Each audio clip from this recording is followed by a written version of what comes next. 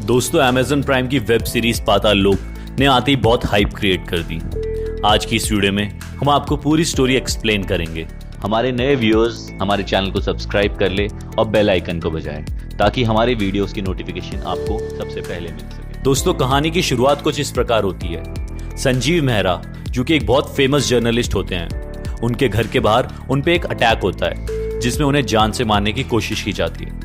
हालांकि वो कोशिश नाकाम रहती है और वो बच जाते हैं। उन पे हमला करने वाला होता है विशाल त्यागी और उसके साथ उसके 3 साथी तोप सिंह, कबीर एम और मैरी लिंगदो।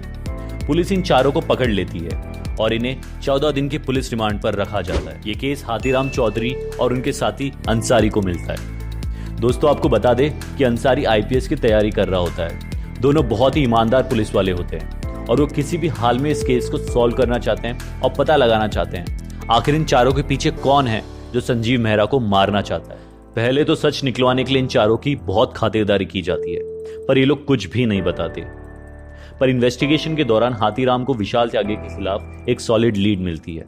दरअसल विशाल त्यागी का लिंक चित्रकूट से होता है और इसीलिए हाथीराम चित्रकूट जाके कोई सुराग ढूंढता है। चित्रकूट में जाकर हाथीराम उस स्कूल में जाता है जहां विशाल त्यागी ने 3 बच्चों को हथौड़े से मार दिया होता है और तब से उसका नाम हथौड़ा भाई पड़ जाता है।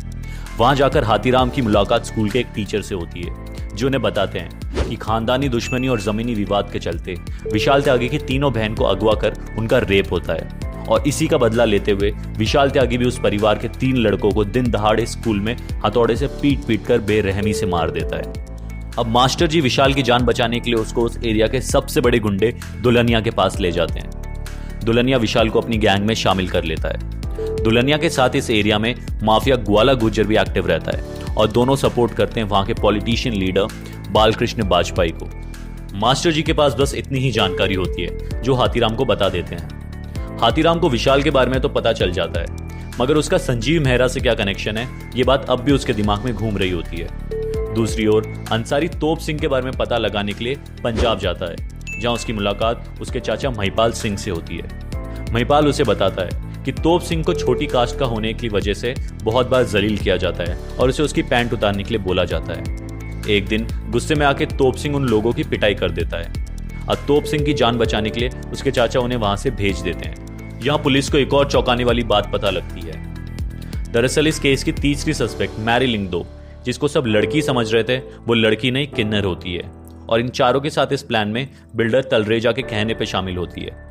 जब पुलिस तलरेजा को पकड़ने जाती है तो उन्हें वारंट लाने कहता है और जब पुलिस दोबारा वारंट लेके जाती है तब तक बिल्डर तलरेजा देश को छोड़ के भाग चुका होता है। चौथा सस्पेक्ट जो कि एक कबीर एम, इसके बारे में पता लगाने के लिए अंसारी और हाथीराम उसके घर जाते हैं जहां उन्हें पता लगता है कबीर एक मुस्लिम परिवार से है पर हमेशा अपनी आइडेंटिटी बदल के खुद को हिंदू बताता है।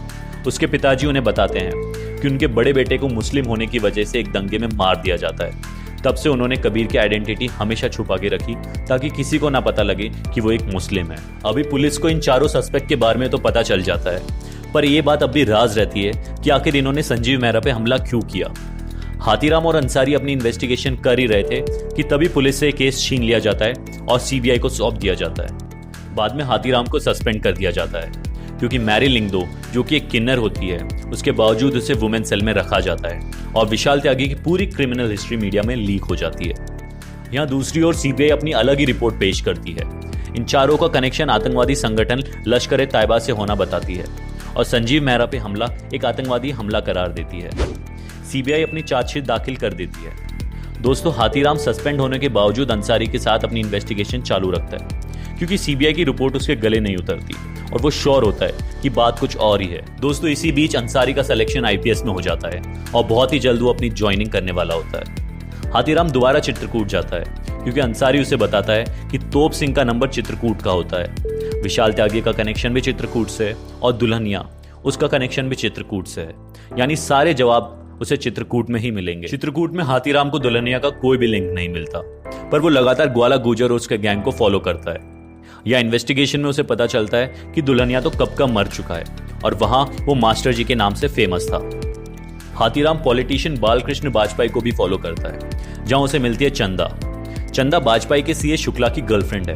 वो पहले तोप सिंह के साथ थी पर बाद में उसे छोड़ के शुक्ला के पास आ गई। चंदा से मिलकर उसे ये बात तो पता चल जाती है कि तोप सिंह को इस संजीव मेहरा केस में बस फ्रेम किया गया है और विशाल त्यागी उसको भी बस यूज किया गया है। हाथीराम वापस अपने घर आता है और एक एक कड़ी जोड़ के पूरा केस सॉल्व कर लेता है।